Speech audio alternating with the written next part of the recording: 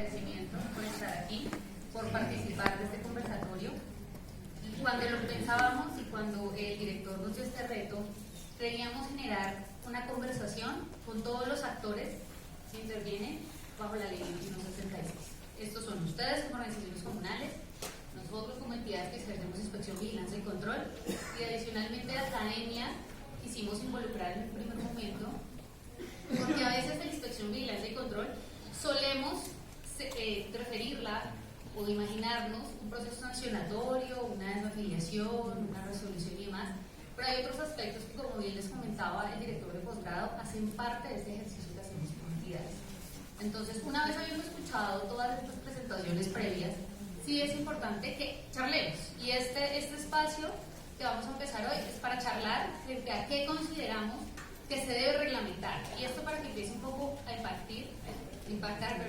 en la conversación del decreto reglamentario de la ley 2166, que como los panelistas que me antecedieron lo manifestaron, es urgente y nosotros requerimos que se incluyan ciertos aspectos para que no nos queden cosas como sin señalar y que pues después puedan llegar a conllevar algún tipo de interpretación errónea por parte de jóvenes que en algún momento leemos y aplicamos la ley 2166. En este momento nos acompaña la doctora Catalina Valencia, secretaria de Participación Ciudadana y Desarrollo Social del Departamento de Antioquia, por las organizaciones comunales que también quisimos incluirlas en esta charla, el doctor Guillermo Cardona, delegado de la Federación de Acción Comunal, y por parte de nosotros de la entidad está nuestro director, Alexander Reina Otero. La primera pregunta, que creo que es una pregunta necesaria en razón a todo lo que hemos venido charlando, y yo se la quisiera realizar a los tres panelistas que nos acompañan, es, según la experiencia desde cada uno de ellos en el trabajo diario que se realiza, ¿qué aspectos considera que son importantes y necesarios que en el decreto reglamentario se establezca? Entonces, le doy la palabra a la doctora Catalina. Bueno, muy buenas tardes. Inicialmente agradecerles la invitación a este espacio tan maravilloso y que nos va a servir a todos para seguir aprendiendo y acumulando estas experiencias para nuestras comunidades. Pues antes de dar respuesta a tu pregunta, quiero contarles que apenas llegué al cargo de la Dirección de Organismos Comunales la semana pasada. Entonces por eso nuestra abogada, la doctora Catalina Moreno, nos acompaña el día de hoy. Ella tiene una amplia experiencia en estos temas, en este tema jurídico, en cuanto a la ley 2166 del año 2021. Entonces ella nos estará acompañando. Muchas gracias. Buenas tardes, como lo dice la directora Catalina, mi nombre es Catalina Moreno. Trabajo en el área jurídica de la Dirección de Organismos Comunales en el departamento de Antioquia.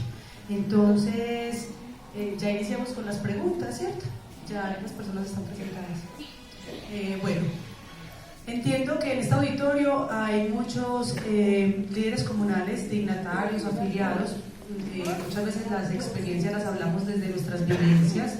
Como yo soy abogada y trabajo desde el punto de vista jurídico, pues encuentro las dificultades pues, de la norma. Muchas veces no conozco pues como de las dinámicas de los territorios y de ustedes pues los líderes comunales.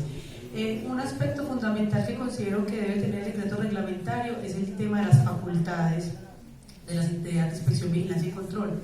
Teniendo en cuenta que en las facultades encontramos que se nos otorga la facultad de sancionar la personería jurídica de los organismos comunales, pero el decreto reglamentario tenía las clases de sanciones, pero no nos faculta para hacer uso de la suspensión y la desafiliación de dignatarios y de afiliados de las organizaciones comunales. Entonces encontramos que después de un proceso administrativo sancionatorio se desafilia se suspende a algún dignatario o algún afiliado, y a los 12 meses o a los 24 meses vuelve y aspira al cargo de dignatario, ¿cierto? Entonces, primero debería de estar en el decreto reglamentario la facultad de nosotros poder suspender y desafiliar dignatarios, porque en el decreto como está solo tenemos la facultad de cancelar y suspender la personería jurídica, y las personerías jurídicas no son quienes cometen las conductas reprochables, son las personas. Entonces no tiene sentido yo sancionar una personería jurídica cuando las mismas alertas no las generan los mismos afiliados, los mismos dignatarios, y dicen ojo con esto, y yo termino sancionando una personería jurídica. Entonces eso por un lado. Y segundo, tampoco está la tasación de cómo se sanciona. Entonces el decreto reglamentario nos dice esas son las clases de sanciones, pero no nos dice cómo tasamos esas sanciones frente a las conductas que estamos reprochando. Entonces eso es algo pues como importante desde el punto de vista de lo que vemos pues en el día a día en este tipo de procesos. Muchas gracias, doctor Guillermo, te escuchamos. Bueno, mire, antes de decir qué se iba a reglamentar en materia de inspección, control y vigilancia, quiero que apunte este marco constitucional y legal. Que a nadie mejor que a los comunales y a la sociedad civil nos interesa que se cumpla con el Estado Social de Derecho. Artículo 3 de la Constitución: el pueblo soberano y ejerce su soberanía de manera directa. Artículo 103 de la Constitución: reacción nuestra comunal de la Constituyente. Muchos estuvieron allí. Con Sandoval, que se lo voy a hacer muy poco. El Estado apoyará, estimulará, fomentará a las organizaciones sociales, comunales, comunitarias, juveniles, respetando su autonomía. Artículo 6 de la Constitución: las entidades del Estado solamente pueden ser lo que les esté taxativamente establecido como función.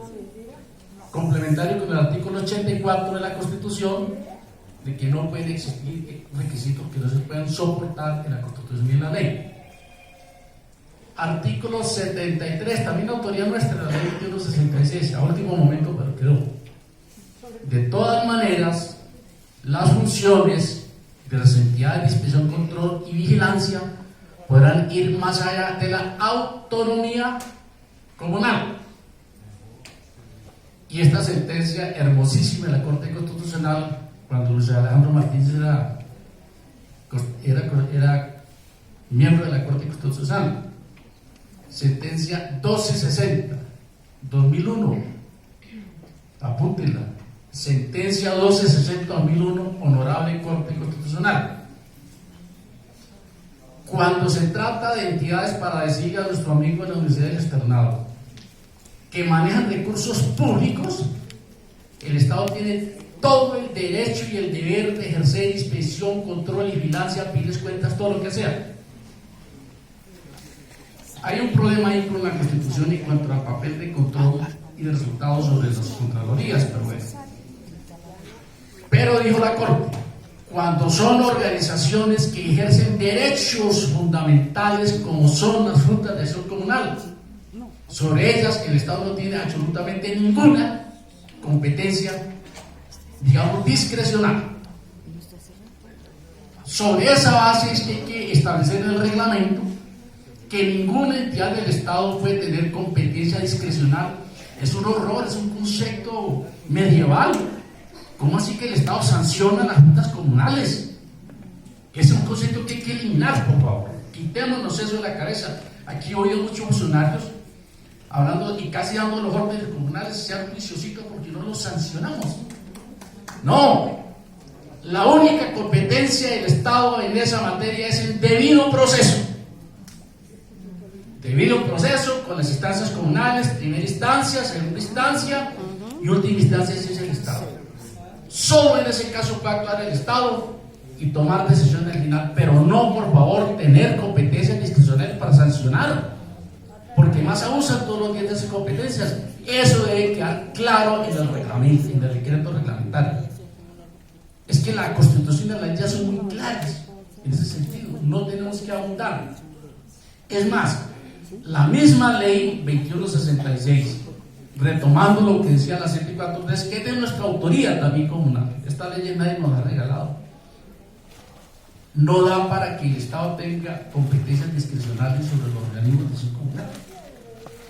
Ese es un tema que hay que resolver a nivel de las entidades que tienen algún nivel institucional más o menos serio. diría yo que de pronto lo tiene Bogotá, de pronto Antioquia, pero a nivel de los municipios eso es un horror. A nivel de los municipios, las entidades de inspección, control y vigilancia, los llamados promotores, que son simplemente el activista más proclive al jefe político de turno o al gobernante, cogen a las juntas comunales como su instrumento de uso clientelista y politiquero.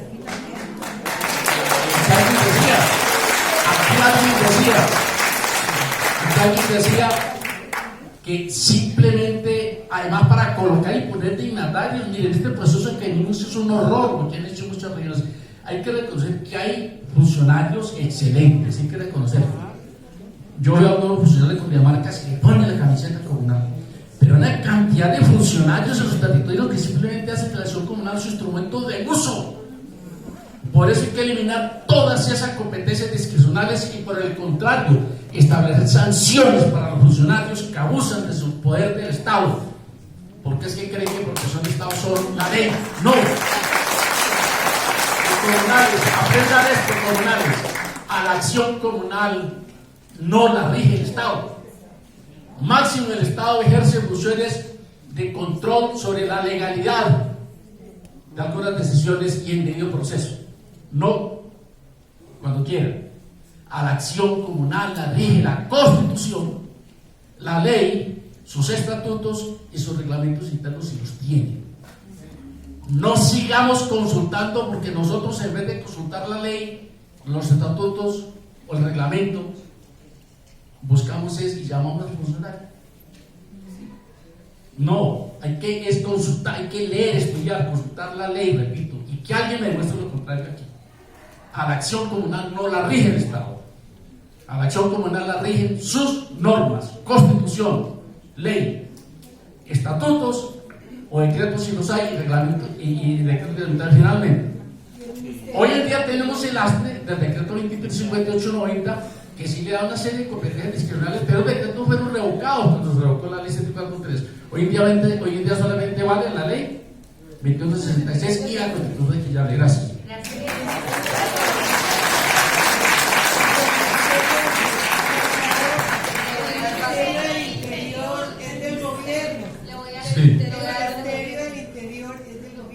Sí, yo quiero arrancar con una precisión. Digamos, podemos entender que no la rige el gobierno a las juntas. El Estado sí, porque el Estado es el Congreso, el Estado es el gobierno, el Estado sí. Entender que hay una ley y una norma en la Constitución. Los gobiernos quizás les entrega al Congreso a través de una ley unas facultades y competencias que no podemos extralimitar. Pero para un poco precisar el concepto de Estado aquí, y que nos vayamos con una idea un poco más precisa, pero digamos, nosotros creemos que en la reglamentación sí es muy urgente hacer una reglamentación de esta materia, diferenciando dos cosas. La primera es que la 2166 le entrega a las comisiones de convivencia y conciliación unas funciones disciplinarias, si se puede llamar así, pero no se pueden confundir con las competencias que tienen las entidades territoriales de inspección, vigilancia y control. Ahí podemos, de hecho hoy estamos teniendo esas dificultades, y es que la ley 2166 plantea que es a través de las comisiones de conciliación y convivencia como inician, digamos, los procesos. Entonces hoy sí tenemos que definir muy bien hasta dónde llega cada uno, ¿cierto? Cuál es la competencia de las comisiones de conciliación y convivencia y cuáles son las competencias que van a tener los entes territoriales en inspección, vigilancia y control. Porque a veces nosotros interpretamos que el proceso inicia con la Comisión de Conciliación y Convivencia, y eso a nosotros como entidad territorial nos parece que va a ser mucho más lento el proceso de inspección, vigilancia y control. Porque hasta que la Comisión de Conciliación y Convivencia no conozca, y después las comisiones de las juntas no conozcan, si es que la Comisión de Conciliación y Convivencia de la Junta no opera, después operan las juntas, y ahí sí entraría la entidad territorial, pues tendríamos una etapa un poco más larga de lo que tendríamos que hacer. No, su merced, pero venga, su merced, la idea es que vamos a conversar, tranquilo, no es el conducto como tal. Si usted revisa la norma, no es el conducto como tal. Lo que quiero decir es que hoy se requiere establecer muy bien las competencias o aclarar bien cómo van a ser los tiempos, porque si ustedes se quejaban de que la entidad territorial nos demorábamos mucho, ahora sí que nos vamos a demorar mucho más. Porque hasta que nosotros no conozcamos de que la Comisión de Convivencia y Conciliación no dio conocimiento del tema, pues vamos a tener un problema, y es que no hay cómo hacerle seguimiento a todas las decisiones de todas las comisiones de conciliación y convivencia de la Junta, o las asojuntas, o la federación. Construyen un sistema de información y alerta sobre las acciones de cada comisión de conciliación y convivencia de cada Junta para que la entidad territorial tenga conocimiento, o el proceso se va a volver mucho más engorroso. Entonces, a nosotros nos parece que debería establecerse una diferencia en esa materia que nos permita hacer mucho más efectivo el ejercicio. Segundo, a nosotros nos parece, por lo menos la experiencia que hemos tenido, es que el procedimiento como se desarrolla todo el proceso de inspección, vigilancia y control está regido por el CEPAC, ¿sí? El Código Contencioso Administrativo, que de hecho, pues parte de lo que hemos encontrado es que las comunidades no conocen cómo se maneja el CEPAC, entonces los tiempos son bastante largos, y a nosotros nos parece que debería tener, si bien nosotros lo hemos establecido, sí debería estar en la reglamentación los tiempos del preliminar. ¿Cuánto se puede demorar un proceso preliminar de inspección, vigilancia y control? Porque el proceso preliminar es el que da origen al proceso sancionatorio, y muchas veces el proceso preliminar es el que se extiende mucho más tiempo, porque en cambio el proceso sancionatorio sí está regido por el CEPAC. Ahí hay un vacío, y eso se requiere establecer. ¿Cuál es el tiempo óptimo para hacerlo? Y lo otro es que, si bien el CEPAC es lo que existe hoy, pues los tiempos del CEPAC son bastante extensos, y a veces las comunidades están pidiendo celeridad en los procesos de inspección, vigilancia y control. Más o menos el CEPAC establece que un proceso de inspección, vigilancia y control en una entidad como la nuestra se demora hasta 2 años. Es el tiempo mayor que podemos tener. Esta ley no ha hecho sino complicarnos la vida a los dignatarios. Sí, su merced, pero regálenos, yo termino, y si quiere usted, su merced, ahorita levanta la mano y nos da su opinión. Y nos preocupa porque los procesos terminan en la ente territorial, y usando el recurso de apelación o de reposición va al Ministerio del Interior, y allá se puede demorar hasta otro año más. Entonces, eso es, necesitamos que en la reglamentación se establezcan tiempos mucho más precisos, que si ese se paga, pues esos son los tiempos. Pero si las organizaciones comunales quisieran tener un proceso más rápido, tendríamos que revisar esos tiempos que están establecidos en la ley, porque obviamente, ¿cómo lo digo? Un proceso de justicia comunal que demore 3 años es lo que puede durar un periodo de una junta. Entonces, eso es lo preocupante. Y para terminar, a nosotros nos parece que hay que establecer que la suspensión de la inscripción de los dignatarios es una medida preventiva para la protección del patrimonio, ¿sí? Entonces, ese es un elemento que dejamos ahí en la mesa, porque muchas veces se nos piden este tipo de cosas y pues no las tenemos la competencia para hacerlo, pero viendo el riesgo de los recursos de las organizaciones, muchas veces nos piden acciones mucho más contundentes, y los entes territoriales no tenemos esa contundencia. Y aquí cierro con esta disyuntiva. Es una disyuntiva. Nos piden a las entidades territoriales en materia de inspección, vigilancia y control acometer unas acciones. A veces ustedes mismos van a la oficina de nosotros, pero actúe, director. Nosotros les decimos, pero es que nosotros no tenemos esa competencia, porque esta es una organización autónoma que está regida por unas competencias y tiene unas funciones. Entonces sí sería bueno que este proceso reglamentario le permitiera a las juntas saber hasta dónde llegan sus instancias, y hasta dónde puede llegar realmente la entidad territorial en materia de inspección, vigilancia y control, para poder contribuir y ayudar al mejoramiento del funcionamiento de la